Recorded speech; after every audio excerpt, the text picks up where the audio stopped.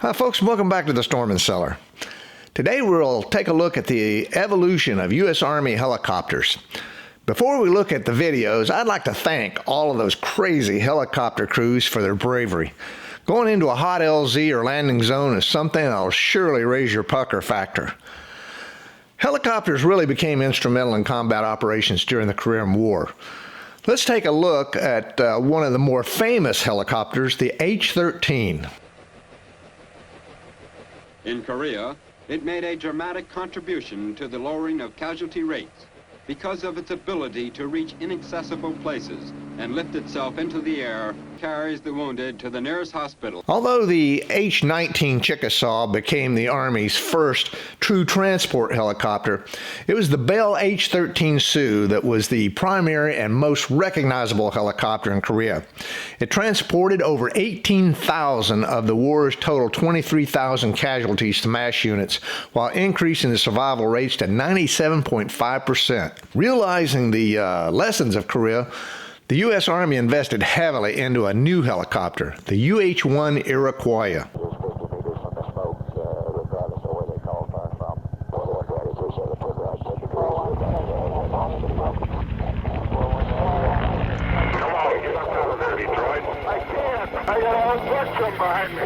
Although officially known as the Iroquois, everyone merely referred to it as the Huey.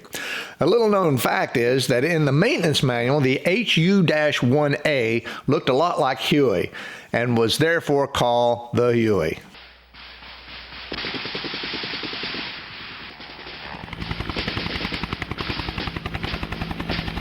So this will tell you where they are. Don't shoot, I'd say 40 meters, 50 meters from the smoke, regardless of where they call fire from. The Bell UH-1 Huey was the workhorse of Vietnam. It carried out three major roles: troop transport, which delivered troops to LZs or landing zones; close air support, which were armed with guns and rockets and supported the troops on the ground; and medevac, or medical evacuation. There were 7,000 Hueys sent to Vietnam. They flew over 9.7 million flight hours, and by the end of the war, the Army lost almost 3,000 of its fleet, and nearly 3,000 of its pilots and crew members were killed in action. Of the 58,000 Americans killed in Vietnam, 5% were helicopter pilots and crews. Now, a buddy of mine, he flew 3 tours in Vietnam, and he was shot down 3 times, twice in Hueys and once in a gunship. And after that, he called it quit as far as flying helicopters.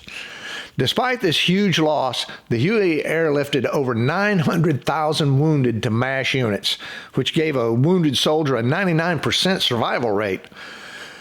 The Huey continued to support operations in Europe during the Cold War, invasions of Grenada and Panama, and the Gulf War. By the way, here's a photo showing a Huey being pushed overboard on a carrier after the Saigon evacuation. A colonel buddy of mine, he was on that carrier at the time, and he helped push the helicopter off. Realizing the significant impact of helicopters on the battlefield, Sikorsky developed the UH-60, and the Army's been happy ever since.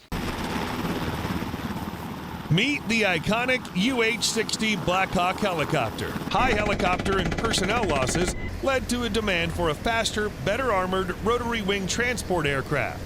Now in its 4th decade of service, the Black Hawk was developed as a result of the Army's requirement in 1972 for a simple, robust, and reliable utility helicopter system to satisfy projected air mobile requirements around the globe. The Black Hawk entered service with the Army in 1979, and for the last 44 years has served as the Army's workhorse as a 4-blade, 2-engine, medium-lift, multi-role helicopter. Naturally, the aircraft was first delivered to the 82nd and 101st Airborne Divisions. Today's modern Black Hawks can cruise at speeds in excess of 174 miles per hour and climb at 1,315 feet per minute. They're operated by 2 pilots and 2 chiefs or gunners, but they can accommodate as many as 11 geared-out troops ready for a fight. There's been many enhancements made to extend the life and survivability of the Black Hawk, such as new engines, troop carrying capability, lift availability, and of course glass cockpits. The Black Hawk can carry 4 200-gallon external tanks for extended missions. This beast can also carry 10,000 pounds of rockets, missiles, and gun pods. There's numerous variants of the aircraft to include those with aerial refueling, flare, or forward-looking infrared, and some Black Hawks have been modified for special ops with a limited stealth capability, as with the one that crashed during the capture of Osama bin Laden. The Black Hawk has participated in numerous operations to include invasions of Grenada and Panama, the Gulf War, Somalia, where it was seen in the famous Black Hawk Down movie, the Balkans, Kuwait, and Iraq and Afghanistan. By the way, I was in Turkey during the Operation Provide Comfort when 2 Black Hawks were accidentally shot down by 2 F-15s, a tragic loss. So what's next for the U.S. Army Aviation? The Bell Textron V-280 Valor. It's a tilt-rotor aircraft which recently beat out Sikorsky's Defiant X aircraft with dual counter-rotating rotors and a push propeller. The V-280 is very similar to the U.S. Air Force and Marine Corps V-22 Osprey.